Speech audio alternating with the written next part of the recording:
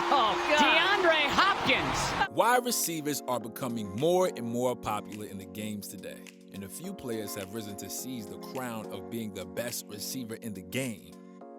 From the pack of possible contenders is DeAndre Hopkins, who on the surface might seem confused when it comes to an electric piece of art, but never when it comes to the game. This dynamic Cardinals wide receiver has a personality that's full of color, all the way from his exceptional fashion sense to his unique playing style, as well as his fashionable signature dreadlocks. Is he the best wide out in professional football? Is he getting better and better? So much so that he could change the way wide receivers are perceived in football? Between the days he spent with the Houston Texans and his few games in Arizona, there's been a steady growth in the superstar receivers from his past matches to his Week 1 performance. More people are starting to understand why friends and teammates call him the Nuke. Hopkins' steady improvement is what we'll be discussing in today's video.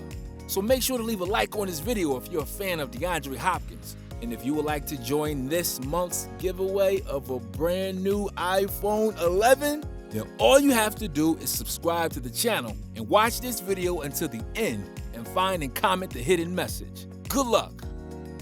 After the Cardinals' 24-20 victory in the 2020 Week 1 match against San Francisco 49ers, Cliff Kingsbury, the head coach, called his boys together to give out the game ball.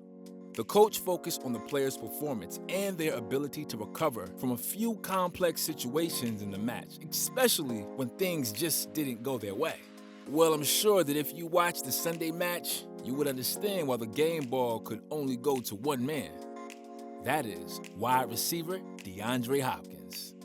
Apart from the obvious fact that the victory was an impact performance from the star, DeAndre was quite simply the best player in that game. The receiver put up a career-high 14 receptions from 151 yards. Then he capped it off with the touchdown. The performance was another masterclass from the man, and it was a clear indication that he hadn't reached his peak. He is pretty far from that. It just so happens that he came in when elite wide receivers were gaining more fame. His incredible catches, game-breaking ability, and the wow factor that he brings to the team to spice things up have us in awe constantly. The thing is, the sheer talent of the first-rate receiver like Hopkins so often makes even basic QBs look better than they actually are. Each new season comes along with its own crop of top-tier wide receivers. However, in the past couple of years, the generally approved best receiver in the NFL remained Antonio Brown. But then, after a dismal 2018 campaign from Brown, the pundits and fans are starting to have a rethink.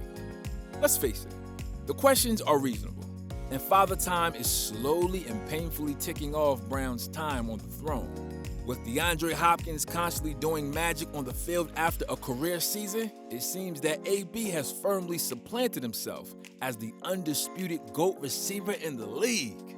There are multiple attributes that make for a great wide receiver, but the most critical is the ability to catch, or, to put it more clearly, receive the ball. Drops are arguably the most frustrating thing to see in a football match. Perhaps it's only pleasing to the opponent's fans.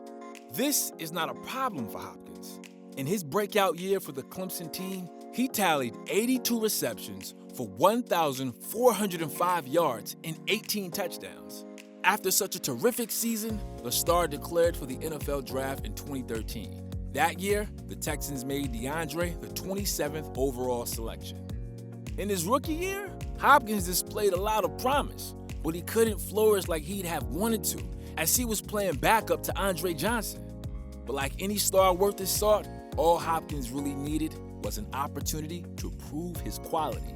And by his sophomore year, he finally took the reins from Johnson, becoming the starting receiver for the Texans. And since then, he marched on forward. He just kept getting better and better, which is not a simple thing, by the way. Of course, 2016 is an exception, and the whole blame cannot be put on him. I mean, how much can you do as a receiver when you have to catch balls from Brock Osweiler? It's even fantastic to know that Hopkins was named among the top 5 receivers around 2015, despite playing alongside QBs such as Ryan Mallett, Brian Hoyer, Tom Savage, and Brandon Weeden. How did he even manage that? Things started to fall in place back in 2017, and the Texans management decided it was finally time to invest in their quarterback position. And in came Deshaun Watson as the first-round pick who would not only unleash Hopkins, but also took the league by storm.